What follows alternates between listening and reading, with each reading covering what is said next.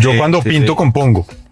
O sea, yo la parte, digamos, musical mía está funcionando mientras pinto. Wow. Entonces yo veo un poco la armonía, la melodía, los sonidos. Que no. Es un poco musical la forma en la que pinto. Sí, claro, tiene sentido. Entonces,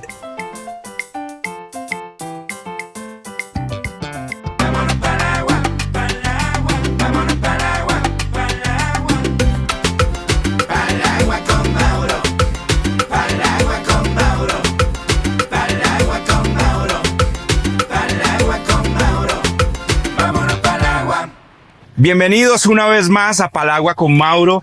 Esto se pone bueno porque comienzan a llegar artistas. Y este artista se dedica a la pintura. Es un gran pintor, un gran artista, pianista. Nos va a contar muchísimas historias. Juan Pablo Mier, un gran amigo que no solamente es amigo por el arte, sino que también hizo parte de EMI Music cuando estábamos en nuestro primer disco. Y ya llegué por él. Él se llama Juan Pablo Mier. Maestro de maestros. Mauro. ¡Qué alegría verlo! Lo mismo. ¿Qué más? Bienvenido a este Pal Carro con Mauro, será. Así lo voy a bautizar ahora. Pal Carro con Pal Mauro. Carro con Mauro. Se llamaba como antes. No, Palagua con Mauro. Palagua con Mauro. Lo que pasa es que me di cuenta que era mucho más fácil controlar el sonido, controlar la charla, la dinámica, aprovechar los trancones de Bogotá. No solamente Bogotá sirve para los trancones y estar desesperado, también sirve para hablar un poquito de la música, del arte, ¿qué más? Bien. Pues para todos los que no conocen a Juan Pablo, porque siempre ha estado como detrás, digamos que es un gran artista. Juanpa, en una pequeña descripción, es un pintor, artista, también debe pintarnos un poquito en el tema esculturas, me imagino, de todo un poco, pero músico, pianista, gran pianista y discográfico. Yo me acuerdo, compadre, por ahí podría comenzar la charla, ¿o no? Por ahí podríamos comenzar. ¿Dónde nos conocimos? ¿Por dónde nos conocimos? Oiga, Juanpa, pero ¿le gusta Bogotá? ¿Anda mucho por Bogotá? Me gusta Bogotá a pie. A pie. O sea, me gusta Bogotá cuando me pongo unos audífonos, salgo a caminar y me desconecto un poco, solecito. Me parece una ciudad agresiva, me parece una ciudad que lo abruma a uno. Entonces, a pie y en moto. Que es mi forma de transitar para no estar peleando con nadie. Oiga, nosotros nos encontramos, yo creo que la primera vez fue en el 2003. Ni siquiera habíamos lanzado Niña. Sí, por ahí. Por ahí, ¿no? 2003 porque yo llegué a Colombia, yo estaba trabajando y estudiando por fuera y yo llegué a Colombia más o menos en esa época, en París, en ese momento. Ah, París, estabas en París desarrollando el arte un poquito. Estaba trabajando en disquera en ese momento. ¿En dónde? ¿En dónde estaba? En Capitol. Capitol, Francia. Que eso es Francia. ¿El Capitol se inició fue en Londres también? Sí, estaba base madre. Eran, digamos, Capitol y Virgin eran las dos disqueras que estaban, digamos, debajo de la sombrilla ¿Era de la Reina? ¿Era de la Reina, se suponía? ¿O era un chisme? No, era un chisme. Era un chisme. Estaba debajo de EMI Music. Eran los dos labels que había en esa época. Eso después pasaron mil cosas, pero estaba Capitol y Virgin en Francia. Y Blue Note. Uy, qué época. Eso fue 2003. Usted llegó en 2003 en esa época. Y ese mundo de pasar de París y venirse para Bogotá a discográfica de nuevo, a crecer. ¿Cómo fue ese cambio entre...? Pues fue rarísimo primero porque me dijeron como en esa época Diana Rodríguez, que somos los dos, la conocemos muy bien. Sí, claro. Me contactó, no sé por dónde, una hoja de vida que mandé, alguna cosa rara, me llamó y me dijo como, pues, ven y te entrevistamos. Yo le dije, pues yo voy a ir de vacaciones. Me dijo, listo, perfecto, ven. Y vine y me dijeron, y pues quédate. Y me quedé. O sea, fue como una prueba, pero ya. O sea, yo dejé todo en París. Yo me vine de vacaciones y terminé trabajando y viviendo en Colombia otra vez. Y Diana Rodríguez, que era en su momento, pues, una de las duras de EMI Music. En ese momento ella era la directora de mercadeo. Llevaba muy poco, recién contratada. después de salir de Universal. Y fue una época dura porque además fue una época de crisis de la industria, de crisis, o sea... Pero cuando usted llegó estaba buenísimo. Sí. O sea, 2003, 2004, Sí, sí. 2005. Después pasaron... ¿En qué momento se volvió a pasaron, cambiar? pues una crisis de EMI. Sí, Entonces sacaron un resto de gente, pues casi que nos quedamos Diana y yo solos. claro. Manejando eso, pues por el lado del mercadeo. Entonces y yo tenía 27 años. Y usted ahí quería seguir su norte por la industria de la música. O sea, Juan Pablo de ese momento, de hace 25, 23 años, decía, voy a dedicarme al business de Sí, la música. Yo Esa era estudié eso. Yo estudié music business. Y pues definitivamente estaba enfocado en que quería hacer una carrera en la industria de la música. Claro. Obviamente me encantaba, como siendo músico, pues me encantaba también Siendo pianista, ¿cierto? Estar pianista clásico, pues estar cerca a la música, a los estudios, a los artistas. Claro. Pues era O súper. sea, no estar de frente, digamos, dedicado a la música, ni ser el pianista, pero dedicado sí a algo que le apasionaba mucho. Exacto. Y pianista clásico, o sea, comenzó desde chiquitico a Sí. darle, men. Sí, desde los 4 años. Claro. A esa edad es bueno porque yo quiero que mi hija empiece a tocar piano ya. O sea, tenemos el piano, está lista, ya le hemos coqueteado un poquito. Es bueno empezar tan chiquito. Pues, o sea, no sé si, bueno, aquí, ¿te acuerdas que yo tuve una escuela de música? sí. Entonces, de las cosas que aprendí es que, primero, no hay que forzar nada. Porque no hay nada que aleje más a un niño de la emoción de empezar a tocar algo Total. que forzarlos. Eso es verdad. Y lo otro es que hay que darles a probar mucho. Porque digamos que hay unos instrumentos más cool, entre comillas. Es decir, Exacto. todos quieren tocar batería y guitarra, ¿sí? Nadie quiere tocar trombón o tuba. Sí, todos quieren batería, guitarra. O cantar. Cantar. El piano más o menos entra dentro de eso, pero pues digamos que para que en general es batería y guitarra son los instrumentos cool. Pero me di cuenta que, pues en parte porque no se les ocurre que pueda haber otra cosa que les mueva. Y de pronto un chino no le cuelga un bajo y se encuentra.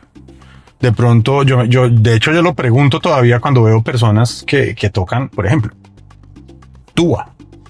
¿Quién dice yo amo la ¿Cómo tuba? llega uno a la tuba? ¿No? Casi siempre llegan por... Los profesores eran... No, me estaban buscando, faltaba alguien que tocara tuba y no había nadie que quería y me tocó a mí.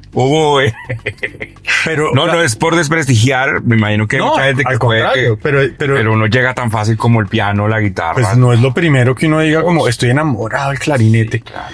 Entonces, mejor hay no que darles probar. formarles, sí. Y dos, tratar de usar la música que a ellos les mueve para enseñarles. Uno, a través de esa música que les gusta, les va dando las bases. Claro. ¿Sí? Y ya después, cuando ya les picó el bicho y ya está adentro, ellos mismos van a buscar otras cosas y otras, digamos, se pueden entrenar mejor en teoría, en otras vainas. Claro, con más ganas. Ya con el bicho adentro. Sí. ¿Y usted cómo llegó de una por sus papás? O sea, sus papás le pusieron el piano y... Mi abuela era pianista. Mi bisabuela tocaba piano, mi abuela era pianista, mi mamá tocaba piano. ¿De apellido? Meissner. Es que son alemanes. Checos. Checos. Mi abuela era italiana, mi abuelo era checo. Pues para mí fue súper natural sentarme en un piano. Siempre había un piano ahí y siempre había un piano siendo tocado, porque en muchas casas hay pianos, pero nadie los... Sí, de adorno, para poner los cuadros encima. Exacto.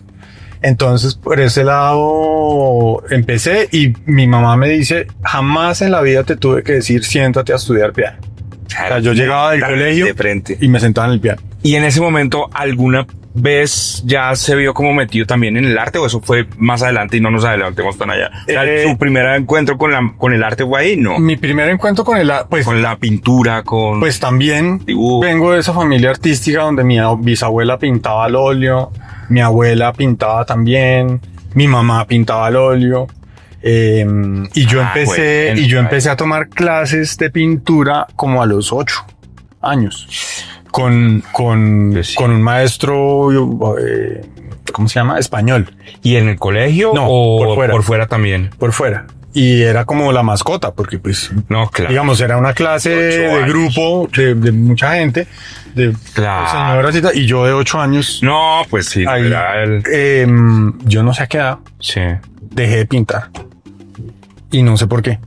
y todavía estoy ahí revolviéndome. Todavía estaba escarbando con... ¿Por qué habré dejado yo de pintar? No sé. Ay. Entonces dejé de pintar el piano siempre estuvo ahí. Pero sí siente que hubo como un stop del arte. En algún momento. No sé por qué yo estoy ahí revolcando y revolviendo adentro a ver qué fue. La búsqueda. Del trauma, de alguna cosa que haya podido decir como, no pintes. Y que seguro pasa. Pasa. Inclusive me acuerdo que llegué a ganarme un premio en Japón de pintura a los 11, 12 años. No sé qué fue lo que me hizo parar, la verdad. ¿Quién sabe? No, y es que pasa también. Yo también, o sea, sabe que yo tengo el arte también como frenado. Mi papá era pintor y él murió siendo ya pintor. O sea, él obviamente fue arquitecto y para hacerle el cuento corto es arquitecto. Todo lo que tenía que ver en ingeniería naval, le encantaba todo el tema de los barcos. Pero al final de su vida se dedicó a pintar y dejó pues mucha obra. Pero lo que yo siento es que esas vainas no es que yo no quise seguir el arte por eso, sino porque miércoles, a mí algo que me parece duro del arte es el espacio. Sí. El espacio habitual para hacer arte. O sea, usted, por ejemplo, hoy en día, ¿cómo se encuentra con ese espacio? ¿Dónde lo busca? O sea, lo tiene en un estudio, ¿no? Sí, es en su estudio aparte. Yo creo que es muy necesario. O sea, no se necesita nada para hacer arte. Es decir, una hoja y un lápiz es suficiente. Exacto. No se necesita más, pero yo sí creo que encontrar el estudio es un espacio muy importante que además no solo le da, pues depende del tipo de artista, pero en mi caso me da ese momento de estar solo conmigo mismo, que es muy importante. Y el espacio dicta también un poco, pues, como en mi caso, que mi arte tiene que ver mucho con la emoción, pues también dicta como el tipo de cosas que salen. Es decir, claro, si uno está pintando en la finca, o si uno está en una ciudad, en un espacio, si uno está en un espacio chiquito, o si uno está en un espacio grande, a veces uno inclusive no está limitado por eso, ¿no? Si quiere hacer una obra gigantesca y no tiene dónde hacerla, pues no la hace. En el momento en que encuentra una pared gigante, entonces uno dice, uy, bueno, hagámosle.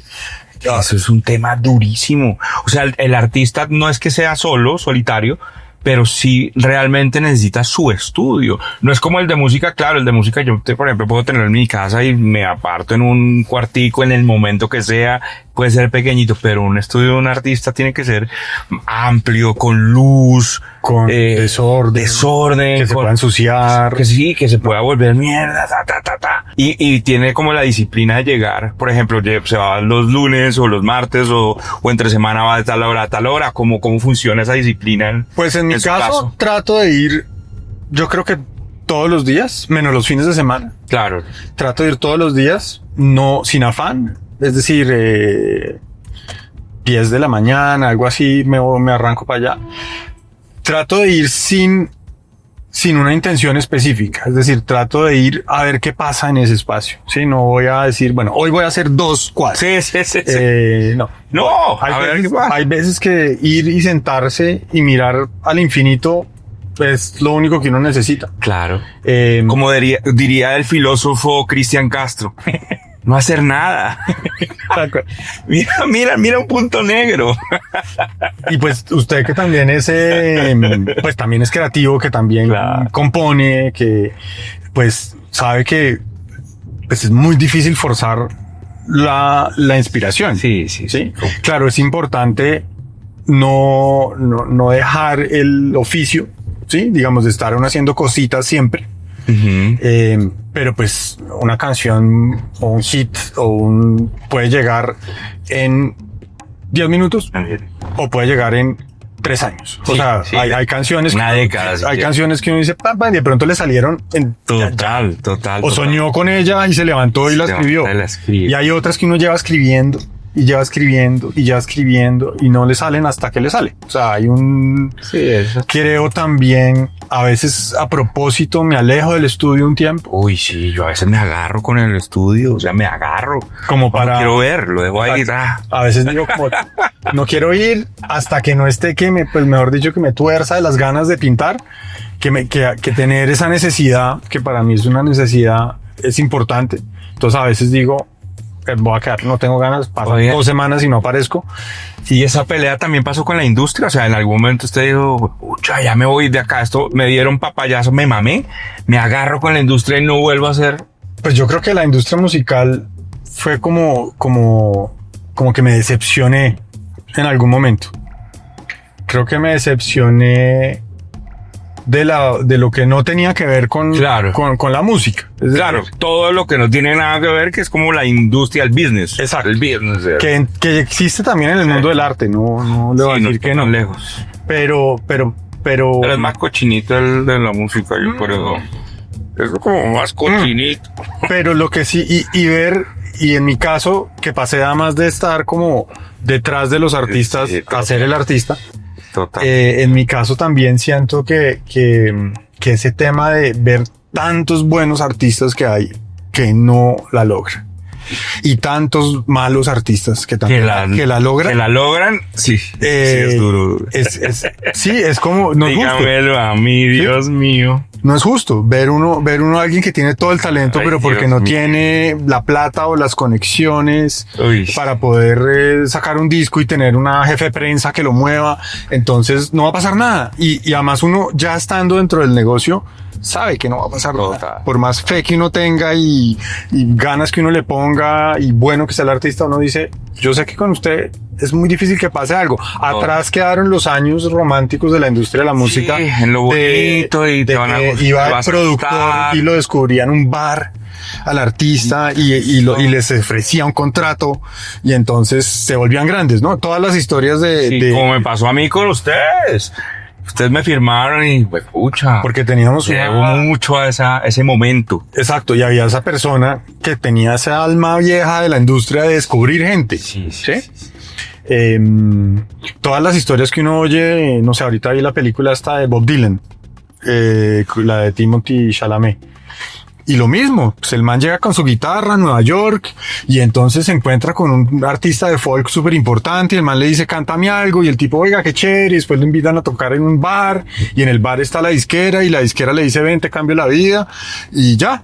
Y ya. Y ya. Hay Hay que talento. trabajar, hay que moverse, hay que ser disciplinado, pero ayuda muchísimo esa época de la industria que le paraban bolas Exacto. y que hacían mucho por uno como artista. Realmente si hoy en día existiera eso, pues ayudaría muchísimo a todos los independientes, que ya son casi que la mayoría. Pero ya no, eso se acabó. Y se volvió, y bueno, y pues es un negocio y tiene que ser rentable. Pero ¿dónde está Chapinero? Usted vivía en Chapinero, creo, o en el centro. Yo viví en el centro, en Bosque Izquierdo, un par de años, que fue maravilloso. Eso era divino. Me encanta mucho. Tenía eso de poder caminar, donde vivía yo específicamente, en lo que se llama La Raqueta. La parte pupi del centro. Eso es muy chévere porque eso es un barrio como eran los barrios. Entonces la gente, de hecho, yo me acuerdo mucho el día que llegamos a vivir allá, que fue un 7 de diciembre, día de las velitas, estaba todo el mundo afuera, en la calle, pero ojo, no solamente en la calle prendiendo velitas.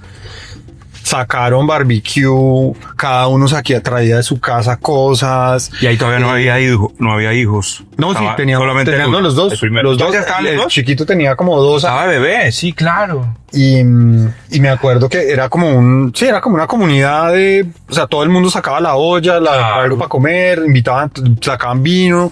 Ahí vivía mucho político, Sí. vivió mucha Artistas. artista. Estaba la casa de Ana Mercedes Hoyos.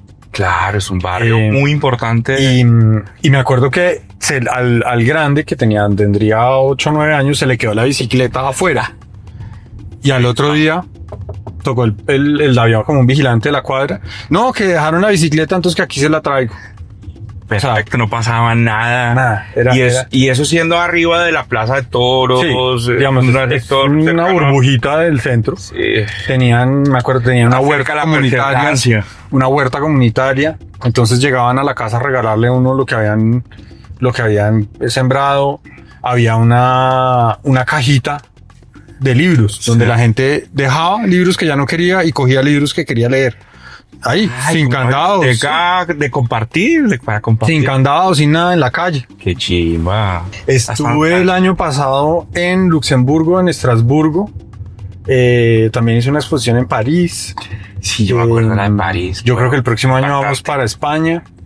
Entonces, pues... ¿Y cómo hace para llegar allá? O sea, marca, o sea, yo eso se lo pregunto como una persona que no tiene ni idea de verdad. El proceso digamos, de internacionalización y de ferias específicamente se hace de la mano de las galerías.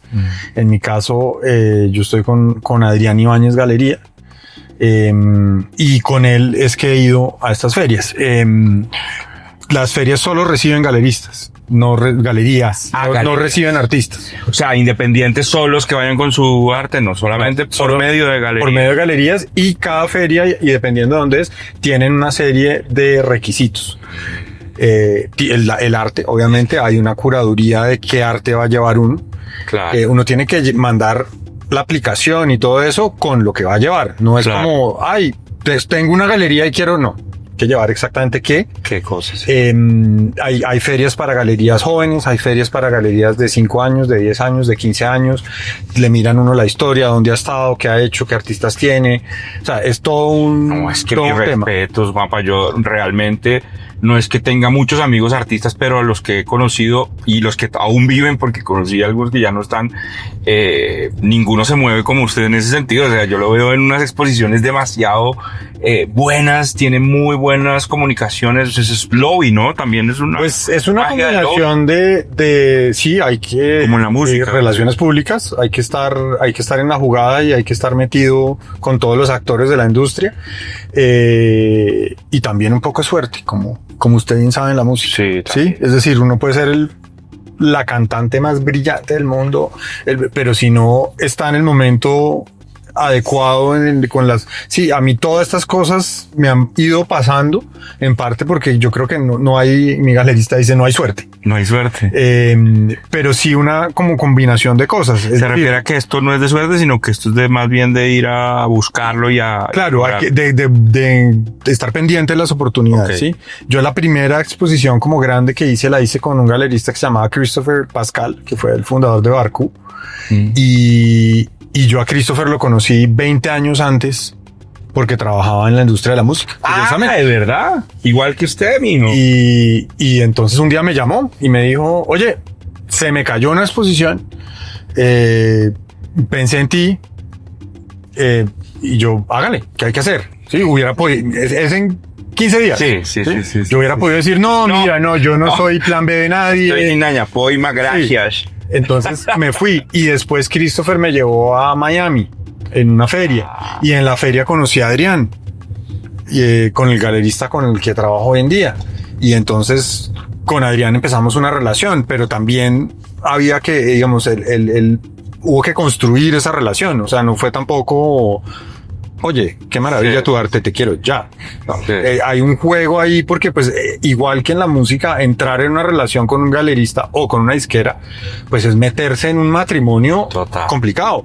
Que también existen contratos, también hay temas o ni siquiera contratos, pero sí acuerdos como de tiempos de... Claro, acuerdos de tiempos, de mucha confianza. De qué va a ser uno, porque además...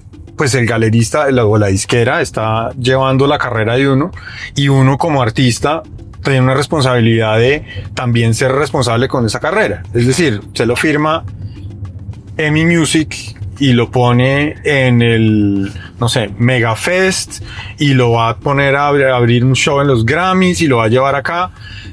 Usted como artista, pues no se puede poner a hacer fiestas de cumpleaños por el lado.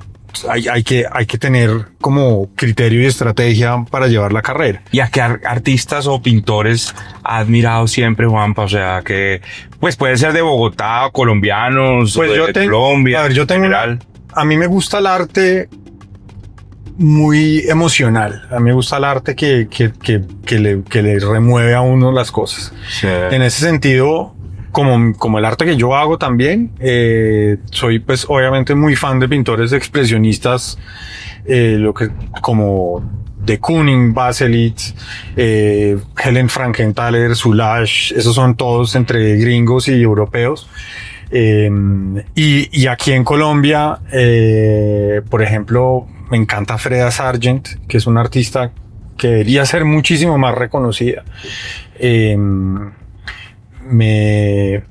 Todos los artistas más por muchas épocas. Nuestro amigo Villegas, gran artista, no es mi estilo de arte en el sentido que es un gran maestro, supremamente técnico y hábil. Sí, no, total. Pero pues digamos, no es el arte que a mí me mueve porque no resuena con lo que yo resueno. Hay artistas, a veces artistas jóvenes, o nuevo, mejor dicho, el artista, para que me muevan. Ahorita conocí una... ¿En Ágora? No, por ahí, que se llama María Chalela. Y hace unas obras maravillosas. María Chalela. Como Bacon. Y en Ágora estuvo hace poquito, un par de días en Ágora. ¿Qué tal estuvo eso? ¿Qué tal estuvo este año Ágora? Yo fui el año pasado y me pareció una nota. Acaba de pasar, Arbo. Arbo son que pasa en el centro de convenciones Ágora. Fueron 5 días pues, es raro, porque uno como artista, pues yo trato de no ir demasiado tiempo, no pasar demasiado tiempo allá, porque es muy tenaz uno poner sus obras en cualquier exposición y estar a la merced de qué le van a decir a uno sobre su obra. Como puede ser bueno, como puede ser malo, como puede ser... Así como uno, ¿no? Alguien pasa y mira y como que, no. Y uno, ay... Qué dolor. Sí, como que no. Así como hay el ego. Así como hay encuentros maravillosos con gente que de pronto nunca va a comprar nada, pero que está feliz de ver lo que uno ha hecho y algo le tocó, una fibrita por allá le movió. ¿Qué es lo que yo quiero con mi arte? Lograr conectar con la gente, que alguien me diga como, uy, estoy conmovido de ver lo que hiciste, o me estremeció esto, nunca había visto algo así, no sé, cosas que les mueva la fibra, eso es lo que uno quiere. Y sobre todo que le guste a la gente y que es lo que quisiera uno como artista, que la tengan en sus casas, que las tengan en sus oficinas, que las puedan tener en lugares visibles. Claro. Y uno, pues, de una u otra forma, pues ahí cumple es como uno cuando hace una canción, quiere que la pongan en sus fiestas. El acto de llevarse una obra y ponerla en su espacio personal, yo que también colecciono obras, pues es importante. Es que cada vez que pasen por ahí, mal o bien, se van a acordar de uno. Total. ¿Sí? Y hay mucha copia todavía, ¿no? Hay mucha piratería hoy en día de obras, ¿no? Hay mucha falsificación de obras. Mucha falsificación. Hoy en día, ¿cómo se sabe? O sea, ¿hay algún tipo nuevo de sistema que pueda... Pues digamos esta parte? A ver, sí, pero digamos, lo primero es... Los artistas tienen sus catálogos y sus registros, y hay obras que ellos o si ya murieron las personas que quedaron encargadas, pues saben esto existió o no existió. No todos los artistas son organizadísimos. Después hay temas ya expertos en el artista que determinan, no, esto definitivamente no lo pintó Botero. Sí. Ahora hay falsificaciones burdas que uno de entrada dice uno como, ¿en serio? No. Y hay falsificaciones muy buenas. Sí.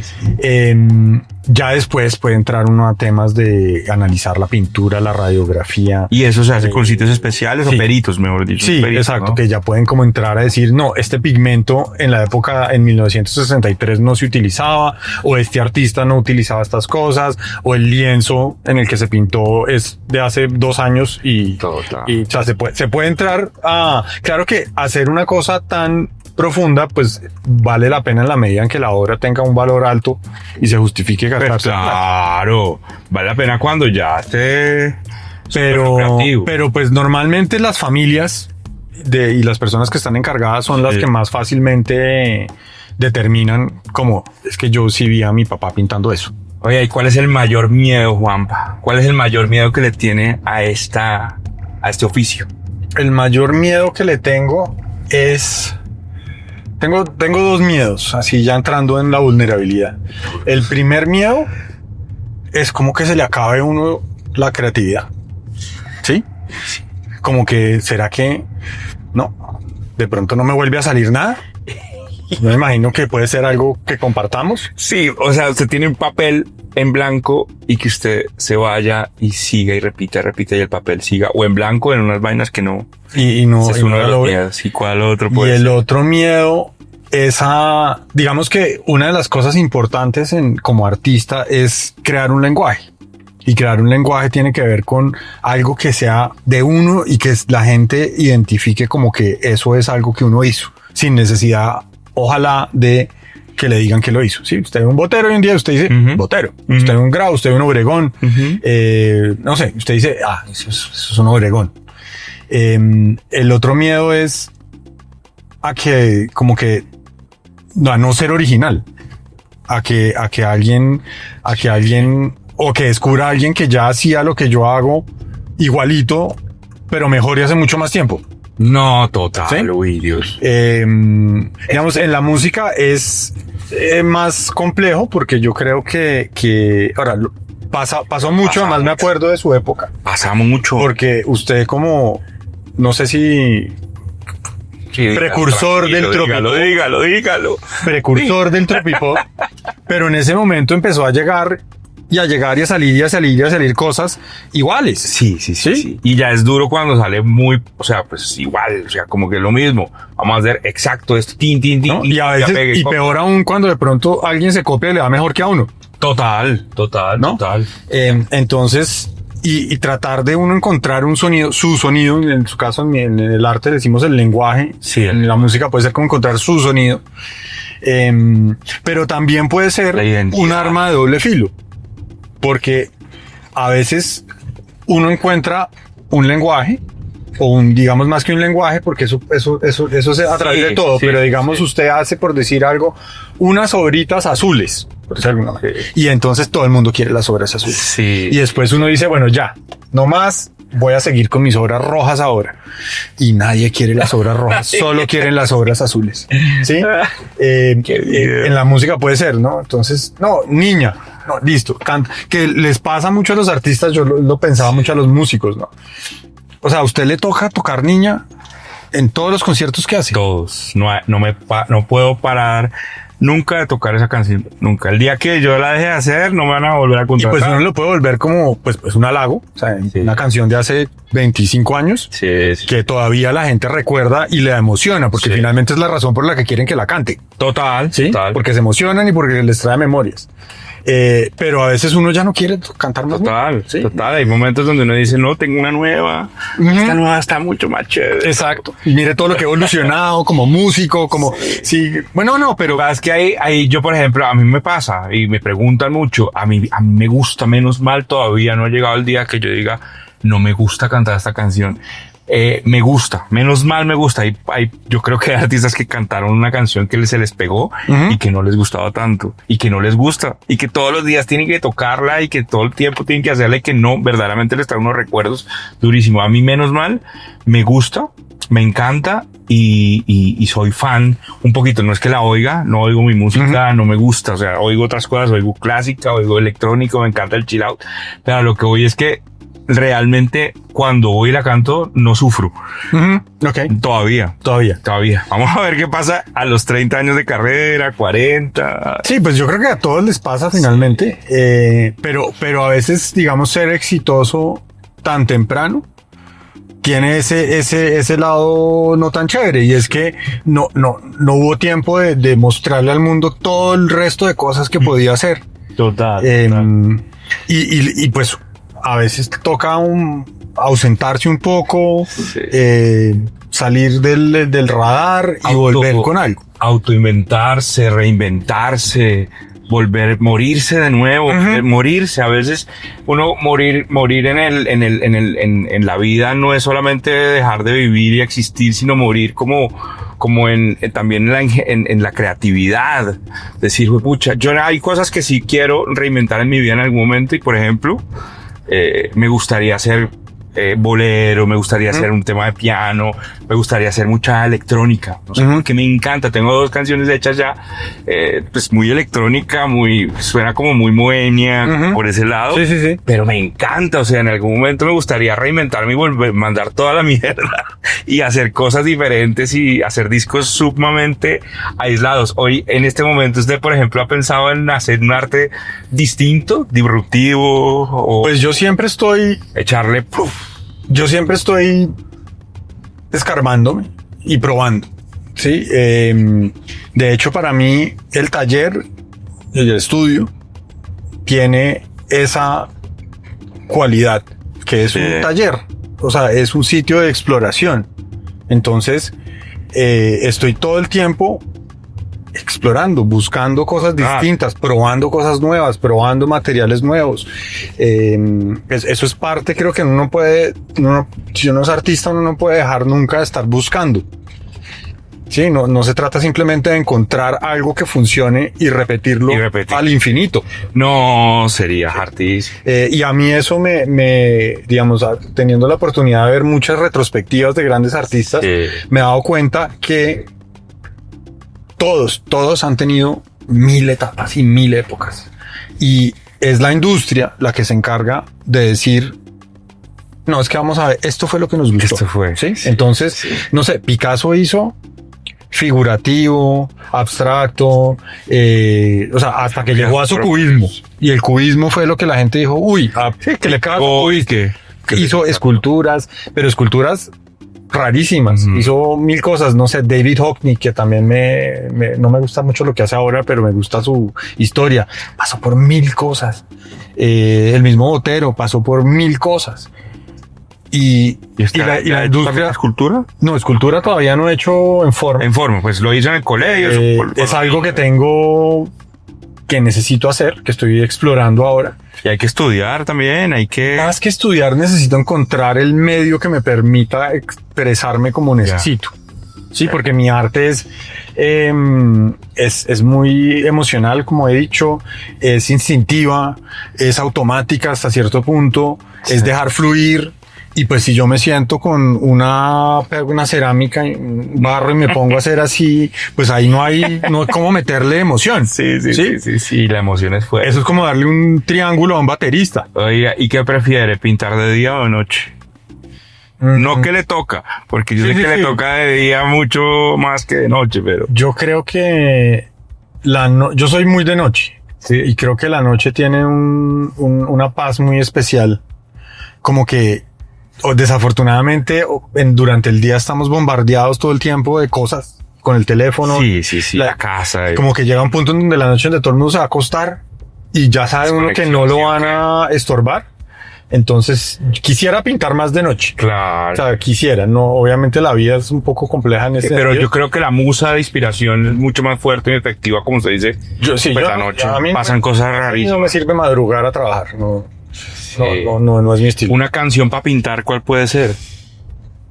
Que lo ayude. Sabe que soy muy, o sea, voy por todos lados. No, voy por todo. Okay. Es decir, yo puedo oír música clásica, música brasilera, jazz, Kendrick Lamar. Puedo estar en silencio. ¿Y qué tal el concierto, hermano? El de Lamar. El que no fue. El que no fue. Sí. ¿Y usted va a ir a esa vaina? No, a mí los conciertos poco concha. Pero allá estuvo por ese lado. Ah, sí, que estuvo viendo por allá y eso fue un cuente esa vaina. No, pues fue como todo.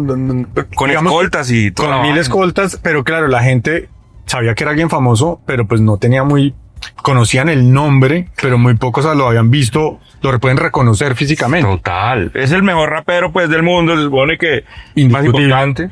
Pero estaba entonces todo el mundo pendiente, obviamente, además de que estaba mirando, dónde iba a mirar, si iba a comprar algo. Y compró alguna vaina. Sí. ¿Y se sabe que compró? Sí. Un hash. Compró una obra de Johann Zamboni. Y es un artista que trabaja mucho el arte urbano. Entonces, claro, pero se fue con... Al menos vino a comprar arte acá. Sí. ¿A qué fuiste a Bogotá? No, fui a comprar arte. Pero pues, digamos, me parece chévere y valioso que se tomara el tiempo de ir y pasearse la feria. Ahí paró por mi stand, miró mi obra un rato. Hay mucha gente que me dice, no, pues es que yo no sé qué comprar y yo no sé cómo comprar y por qué. Y creen que hay mucha ciencia detrás de comprar arte. Creo que hay que empezar comprando. ¿Sí? Hay que empezar buscando a uno que le gusta. Que le gusta. Y no tiene que ser caro, no tiene que ser famoso y no tiene que ser nada. Tiene que ser algo que a uno le guste. Hay gente que se va por las cosas contemporáneas y las esculturas. Hay gente que le gusta. A mi esposa le encanta todo lo que tenga que ver con los patrones, por ejemplo. Sí. Entonces, que es muy distinto a lo que a mí me gusta. Circulitos o cuadrados. Sí, cosas que tengan que ver con patrones. Ella eso le mueve la aguja por algún momento, por algún motivo. Y uno empieza con una horita y se gasta una platica poquita y después sigue y después sigue y después entonces empieza a buscar los artistas que le gustan y después entonces uno se vuelve fan. Entonces uno dice, no, ahora tengo que tener una obra de ese artista porque y entonces búsquela. Hay cosas que la gente no sabe. Por ejemplo, que las galerías dan crédito. Wow. Pues no tanto como crédito, no, pero cuotas. ¿Cuotas? O sea, es súper normal que uno pueda ir a una galería y decirle, te pago esto en 3, 4, 5 contados. Wow. Al mes. Ahora, no le vamos a soltar la obra hasta que no la pague. No, claro. Pero se puede, Pero sin pena. Separarla, por lo menos, y tenerla. Exacto. Sin pena y sin no es nada raro, pues. Oiga, una palabra que defina su arte, su estilo. Sí, con una palabra puede ser o... Yo creo que una de las cosas que van a través de toda mi obra es el trazo. Y pues trazo es algo pues muy abierto. Es como... Exacto. Pero el poder del trazo, Picasso creo que decía que no hay nada más difícil que hacer una línea. Pero efectivamente lograr comunicar algo, un sentimiento, una emoción a través de una línea es todo un reto. No es tan fácil como uno cree. ¿Pero usted termina sus obras? ¿O usted cree que siempre van a...? Mis obras siempre son susceptibles de cambiar. Es decir... hay obras que uno, sabe perfectamente que hay cosas que dice... Esto no se terminó acá. Esto podría haberse metido... Si está en mi estudio... Sí, exacto. Nunca se terminan. Pueden siempre tener algo más. Claro, hay momentos en donde uno se pasa. Es decir, donde uno hace demasiado, sí, es como una orquestación y entonces uno dice, le va a meter 4 pitos. Entonces, y uno dice, y lo oye y dice uno, uy, no le sobra. Pero con el arte es más difícil ir quitando, ¿no? No, porque pues ya, entonces cuando uno la embarra y se pasa. Si es un boceto de pronto. Exacto, pero cuando uno se pasa, pues nada, borra entre comillas, le pinta encima. Sigue porque eso es duro, borrar. O inclusive yo tengo, cuando cerré mi último estudio, hice una quema de obras. Wow. De cosas que ya no me gustaban, que no me parecían. Quema de quemar. De quemar físicamente en la chimenea. Una quema yo. No, en la chimenea. Ahora, eran ay, Dios mío, obras de papel, por lo cual no se podían reutilizar. Si hubieran sido lienzos, no los quemo. Sí, los reutilizo. A mí me tocó romper muchos de mi papá que se quedaron muy viejitos, ya como ya estaban como y cosas que, pues por cosas de cuidado que seguramente fue culpa mía. Es que es muy difícil. Hace 25 años que murió, pues durísimo, pero tocó volverlos mierda. Yo decía, no, qué dolor, romper, triturar, uy. Entonces aprovechamos. Si su vida fuera un cuadro, ¿cómo se llamaría? ¿Qué título tendría? Uy, es que con los cuadros, que me pasa mucho, yo no les pongo nombre. ¿No le pone nombre? Casi todos mis cuadros son sin título. Por una razón, y es que a veces me gusta que sea no darle demasiada información a la gente. No guiarla, no sesgarla, ¿cierto? Okay. Entonces, y si les pongo título, a veces mi esposa me ayuda mucho con los títulos. Ah, sí. Porque ella tiene esa sensibilidad con mi obra. Son títulos como no genéricos, generales. Por ejemplo, si yo le pongo a una obra melancolía, la gente de la obra dice, sí, claro, es la melancolía. Se nota los colores, ¿sí? Entonces le estoy dando demasiada información y no lo dejo interpretar la obra solito. Ahorita que hice la última serie de exposiciones que se llama Sinfonía, es una sinfonía en 4 movimientos y entonces se hizo un movimiento por galería. Yo los vi con audífonos. Yo cuando pinto compongo. O sea, yo la parte, digamos, musical mía está funcionando mientras pinto. Wow. Entonces yo veo un poco la armonía, la melodía, los sonidos. Que no, es un poco musical la forma en la que pinto. Sí, claro, tiene sentido. Entonces esa sinfonía, que está basada en mi historia de amor, tiene las velocidades de los movimientos. Entonces el primer movimiento era allegro, el segundo era adagio, el tercero era el minueto y el cuarto era el allegro con foco. Y representaba distintos momentos de mi relación, de mi historia. Y ahí pues le puse a la gente unos titulitos, ¿sí? Entonces claramente el primer movimiento era alegre. Yo sí quería que la gente viera y interpretara un alegre. Claro. Pero no le puse... No sesgó, pues. No sesgué. No. Y la música, que fue muy bonito, la idea era un poquito ayudarle a la gente, meterse dentro de la obra, un poco entender la musicalidad de la obra con los audífonos. Buenísimo. ¿Y qué música tenía? Les puse música clásica, les puse en el movimiento alegro, les puse alegros, les puse adagios en el adagio, les puse minuetos a cada uno. Y pasaron varias cosas muy chéveres. Una que, bueno, obviamente cada uno tiene su propia experiencia, pero sí la gente decía, ay, esta obra con esta canción me suena, yo veo los colores como saltan con la obra, o sea, se ve. Sí. Y otra cosa fue que la gente le paró mucha, o sea, se concentró. Sí, los audífonos eran casi noise cancelling, tenían varios canales, entonces podían ir cambiando de track y mirar a ver cómo les funcionaba.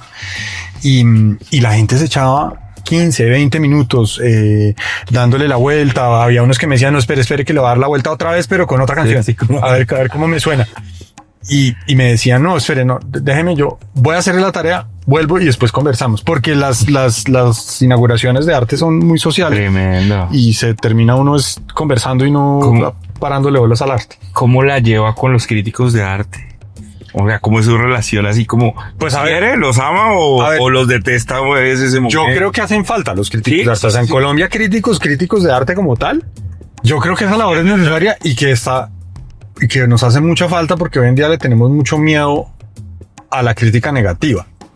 Y creo que nadie ni los críticos hacen críticas negativas. Que debería existir. Es decir, maravillosa exposición. Pésima exposición. Este artista, claro, durísimo como artista, pero creo que no recibimos feedback no recibimos feedback de lo que de pronto no estamos viendo que podría mejorar en nuestra obra. A mí un profesor en arte y me rajó. Y yo desde ese día tengo un pero con el tema educativo y con la educación y con el tema de por qué uno puede rajar a alguien en una clase de dibujo.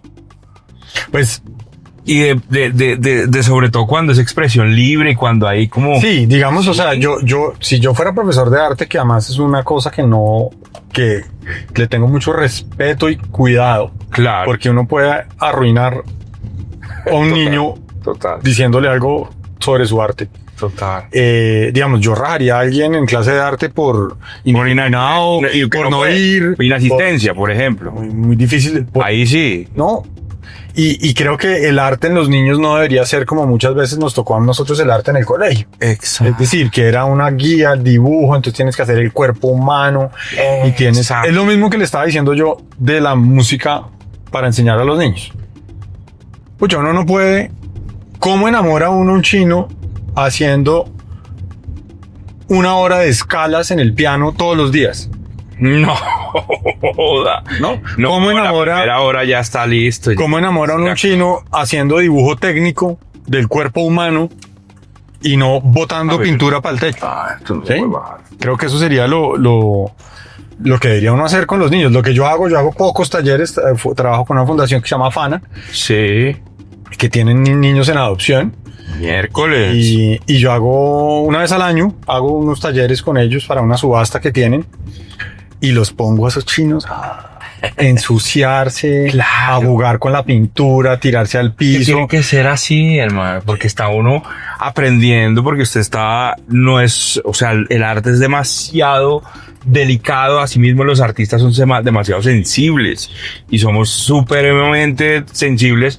Y pues eso corre uno el riesgo que le daña a uno la vida y la carrera. ¿Qué tal el tipo sin saber? Porque yo creo que el tipo seguramente sabía que yo era músico, me tenía rabia. Yo sabía que él había como había algo ahí. Sabía que mi papá era pintor. Además, yo estaba grande. Mi papá ya exponía en el colegio y exponía en el centro cultural.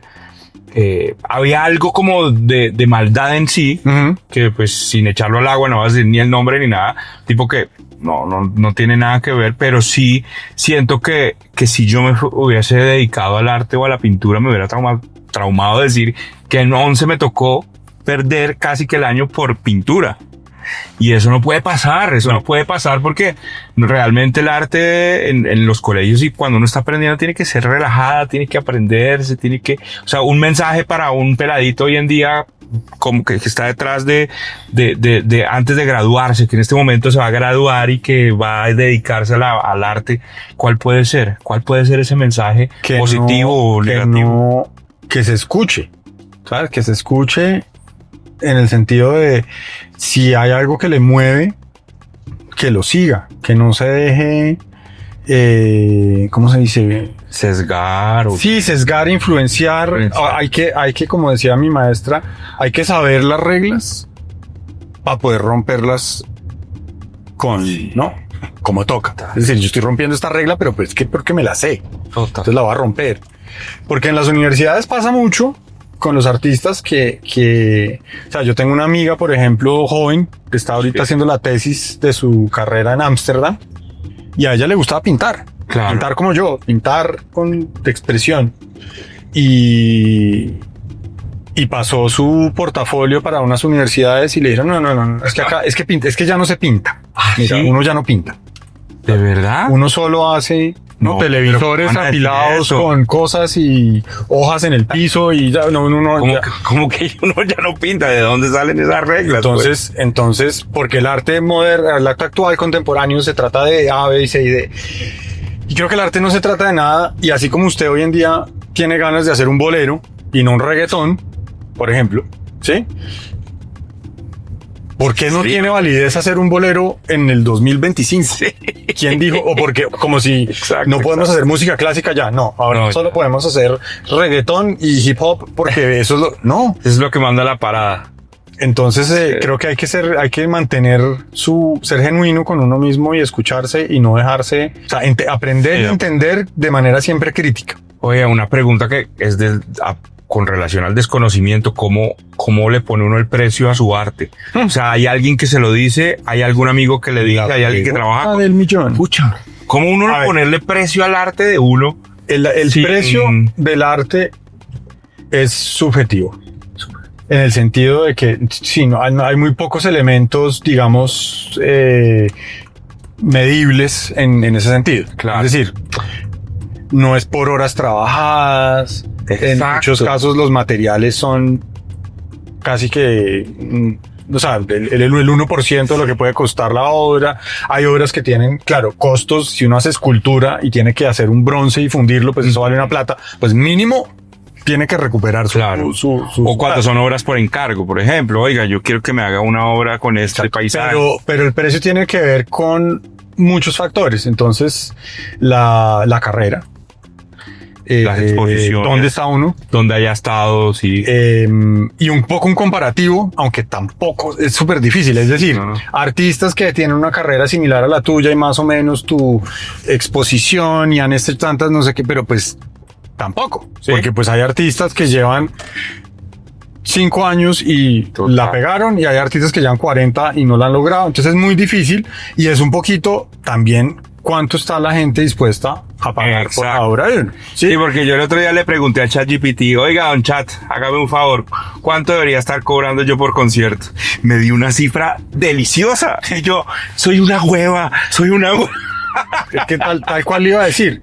Digamos, hoy en día, pues es un poquito, pero tampoco la competencia. Es decir, si artistas similares a mí los están contratando y están cobrando la mitad que yo, pues no me van a contratar nunca. O pues de malas. Esto es lo que yo hago y me van a contratar. Pero así mismo, a veces uno solo piensa como en, listo, yo puedo cobrar X plata, pero ¿por qué no estoy cobrando el doble? Sí. También. O sea, ¿quién dijo que? Claro. Por eso, entonces sí tiene que haber como alguien ajeno a uno en el arte, hablando del arte, no en la música, sino en el arte, que le dé un norte, o por lo menos que le diga, oiga, respaldo lo que usted está diciendo. Claro, y tiene que ver con las galerías. Las galerías, y uno pone unos precios y se los copian o no. Sí. Sí, porque yo puedo decir que mi arte vale lo que quiera y si nadie me compra. Pero si yo ya he vendido N cantidad de obras Sí. en un rango de precios, pues ya está allá afuera y la gente está aceptando que ese es el valor. Hay páginas que usted me podría recomendar o al recomendarle a la gente que puedan comprar obras por ahí o algunas plataformas hoy en día, por ejemplo, hay que seguir galerías o simplemente hay algunos como un Amazon de arte. A ver, Ejemplo. está, pues en Colombia no hay mucho. Hay una que se llama Artsy, que es literalmente una plataforma de galerías mundial. O sea, están las galerías de Colombia, algunas, no todas, y están las galerías en todo el mundo. Artsy es para eso. O sea, uno ve la obra, contacta a la galería, le dan el precio, a veces ni siquiera tienen el precio, pide una información, se la mandan, o sea, el tema del shipping, porque pues uno le pueden gustar siempre Sí, artistas de exacto. otros países. Además de eso, pues hay que seguir los artistas en Instagram. En Instagram. ¿Cuál es su Instagram? Mi Instagram es mier_studio. Mier raya al piso. Studio. Yo como artista soy muy juicioso en el tema de mercado y de ser consecuente. Sí, Y mis obras valen lo mismo en mi estudio que en mi galería, que en cualquier galería. Claro, ¿Sí? claro, así es.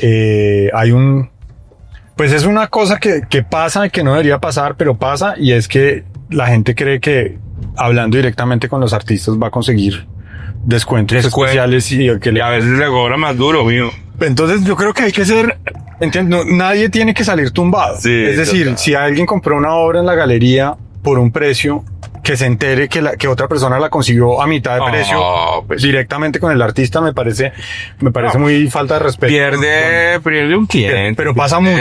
Entonces sí hay que seguir a los artistas en Instagram. Siéntanse. Me encanta cuando alguien me escribe. Sí, me dice como, hey, me gustó tu obra, puedo ir a verla o quiero conocerte. Me parece maravilloso. Ahí, obviamente eso es hay bonito, distancia ahí. que se siente ahí. Yo todavía no tengo chorrocientos mil personas en Instagram, entonces es manejable. En el sentido que, pues, si a usted le escribe a alguien como, hola, te quiero conocer, le dices como, Sí, mucho gusto. sí, o no dice nada. o no dice nada porque pues ni modo. Las galerías son, que es otra cosa que también a veces no se entiende, las galerías son abiertas al público. Claro. No son como cualquier local de un centro comercial. No hay que pagar para entrar, no hay que tener permiso, no hay que... Pueden ir sin no hay ningún compromiso, como dicen. no hay que comprar nada. Uno puede ir a una galería a ver obras. Exacto. Antojarse. Yo tengo pues probablemente varias ferias que vaya a ir el próximo año, internacionales. Claro. Estoy echándole ojo a hacer una residencia, que eso también es algo muy interesante e importante. ¿Cómo es eso? Perdone. Una residencia es cuando un artista se va a un sitio específico a normalmente desarrollar un proyecto, pero como en una estructura. Es decir, no es simplemente que coja y me vaya un mes a la playa a pintar. Ya. Hay galerías que hacen residencia, hay instituciones que hacen residencia. Hay residencias que son ¿no? Entonces está la residencia y han pasado artistas y tienen normalmente pues un tema de guía, de acompañamiento. Es como un pequeño máster. Normalmente pues pueden ser de un año, pero normalmente son de 1 a 3 meses. Y te da la oportunidad de encontrarse con más artistas, de colaborar con artistas que no sean... Colaborar. Hacer obras. Las dos. ¿Conjunto? Hacer obras en conjunto. Wow. O, que a mí me encanta, o simplemente pues dialogar con ellos. Sí, como hacer trueques darse o feedback. ayudarse. No sabía lo de colaboración La colaboración es súper interesante. Ahorita hicieron una exposición que se llamó Parcerías, en la que estuvieron todos son amigos, artistas de la Nacional que ya importantes. Estuvieron Rodrigo Echeverry, Miller Lagos, Eduardo Moreno, Zair García, y todos hicieron obras colaborativas. Buenísimo eso. Pues fue muy interesante ver cómo interpretaron ellos que podían. Y lo chévere, hablando del lenguaje. Entonces uno veía la obra y uno decía, uy, esto tiene que ser de Pepito y Pepito porque veo su lenguaje combinado. Oh, qué bueno. Así, yo creo que debería pasar mucho más, así como pasa en la música a menudo. No, claro, pero todo el qué tiempo. diferente. Pero no sabía era, que era- no era, o sea, se fue volviendo. Hoy en día no hay un reggaetón que no tenga un fit, Sí, no, todos son ahora. pero pues así no era. Sí, no. O sea, las colaboraciones eran algo muy esporádico, muy en esporádico. algún álbum que invitaba a uno a alguna Exacto. en algún álbum y eso. y era una canción o dos de pronto. Ahora es, y en el arte yo pienso que es difícil, pero pienso que vale la pena meterle a ese tema de la colaboración en los artistas porque eso lo ayuda a uno Ah. a encontrar Oiga, cosas. Juanpa, muchas gracias. Yo creo que aquí estuvimos en Palagua con Mauro, un gran viaje. Paseamos por Bogotá, un rato de historias. Síganos en nuestro canal de YouTube, es Mauricio y Palo de Agua. Vamos a estar ahí, poner campanita para ver este episodio bien chévere para los niños también, para los pelados que se van a dedicar al arte. Es un gran artista, Juan Pablo Mier. Lo pueden seguir en @Mier Raya al piso, estudio. Estudio. Así que muchas gracias, hermano. Hombre, Mauro. Me alegra ver. Maravilla. Para adelante con todo Disfruta con vos. con todas esas obras y me alegra siempre verlo triunfar, siempre de triunfar, que eso es lo máximo. Gracias.